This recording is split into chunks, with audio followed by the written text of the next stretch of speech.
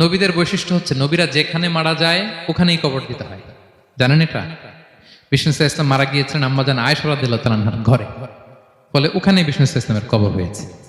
এবং ওই ওই কবর দেওয়া ঘরের ভেতরে আম্মাজান আয়েশা যতদিন, আয়েশা রাদিয়াল্লাহু তাআলা যতদিন বেঁচে ছিলেন ওখানেই ছিলেন কবরের পাশে। এরপরে বাবা মারা গেলেন আবু বকর, বিষ্ণু ইসলামের পাশে কবর দেয়া হলো, বাবা আর স্বামীর পাশেই থাকলেন।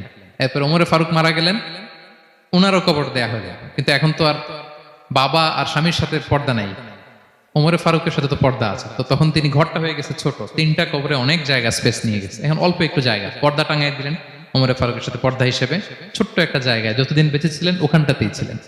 তাহলে রাসূল সাল্লাল্লাহু আলাইহি ওয়াসাল্লামের কবরটা হচ্ছে আম্মাজান আয়েশা রাদিয়াল্লাহু তাআলার ঘরের ভেতরেই। আপনারা মসজিদে নববী যারা ভিজিট করেছেন তারা জানেন যে আপনারা যখন কিবলামুখী হয়ে নামাজ পড়েন বাম দিকে বিষ্ণু ইসলামের কবর, সেখানে রাসূল সাল্লাল্লাহু আলাইহি ওয়াসাল্লামের পাশে আবু বকর এবং ওমরে ফারুক রাদিয়াল্লাহু তাআলা আনহুমা শুয়ে আছেন।